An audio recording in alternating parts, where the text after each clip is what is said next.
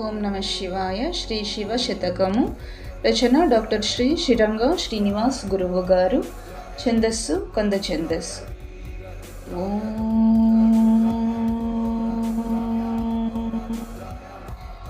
గతి చక్రపు సంసారము గతి తప్పిన వాతడెరుగు గంగాధరుని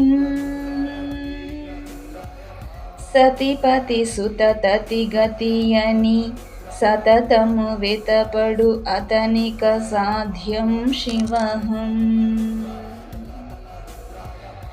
ప్రాపంచిక విషయాలకు దూరంగా ఉంటూ భగవద్ధ్యానంలో నివసించే వారికి పరమేశ్వరుని దర్శనం తప్పకుండా లభిస్తుంది.